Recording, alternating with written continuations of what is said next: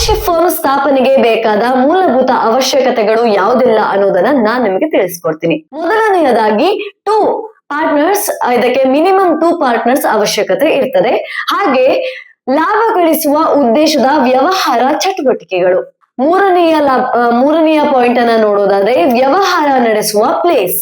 Business ಯಾವ place ಅಲ್ಲಿ ನೀವು ಸ್ಟಾರ್ಟ್ ಮಾಡ್ತೀರಿ ಅನ್ನೋದನ್ನ ನೀವು ಅದರಲ್ಲಿ ತಿಳಿಸ್ಬೇಕಾಗುತ್ತೆ. ಇನ್ನು ಕೊನೆಯದಾಗಿ ವ್ಯವಹಾರಕ್ಕಾಗಿ ಅಗತ್ಯವಿರುವಂತಹ ಇನ್ವೆಸ್ಟ್ಮೆಂಟ್ ಅನ್ನ ನೀವು ಅದರಲ್ಲಿ ಮೆನ್ಷನ್ ಮಾಡ್ಬೇಕಾಗಿರುತ್ತೆ.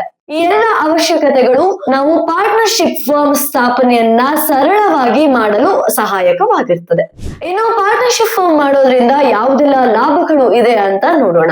ಮೊದಲನೆಯದಾಗಿ ಆರಂಭಿಸಲು ಮತ್ತು ನಿರ್ವಹಿಸಲು ತುಂಬಾ ಸುಲಭವಾಗಿರ್ತದೆ. ಪಾರ್ಟ್ನರ್ಶಿಪ್ ಫರ್ಮ್ ಅನ್ನು ಕಡಿಮೆ ದಾಖಲೆಗಳನ್ನು ಹೊಂದಿರುವಂತಹ ಮತ್ತು ಸುಲಭವಾಗಿ ಆರಂಭಿಸಬಹುದಾಗಿದೆ. ಪ್ರಾರಂಭದಲ್ಲಿ ಸಂಕೀರ್ಣ ರಿಜಿಸ್ಟ್ರೇಷನ್ ಪ್ರಕ್ರಿಯೆ ಇರುವುದಿಲ್ಲ. ಇನ್ನು ಎರಡನೆಯ ಲಾಭವಾಗಿ ಜವಾಬ್ದಾರಿಗಳ ಹಂಚಿಕೆ. ಅಂದ್ರೆ ಪಾಲುದಾರರು ಒಬ್ಬನೇ ಕೌಶಲ್ಯಗಳನ್ನ ಹಂಚಿಕೆಯನ್ನ ಮಾಡ್ಬೇಕಾಗಿಲ್ಲ. ಅದನ್ನ ಪಾರ್ಟ್ನರ್ಸ್ ಗಳಿಗೆ ಹಂಚಿಕೆಯನ್ನ ಮಾಡಿ ಕೆಲಸ ಮತ್ತು ಜವಾಬ್ದಾರಿಗಳನ್ನ ಹಂಚಿಕೊಳ್ಳುತ್ತದೆ. ಹಾಗೆ ವ್ಯವಹಾರದ ಅಪಾಯವು ಕೂಡ ಹಂಚಿಕೆಯಾಗಿರ್ತದೆ.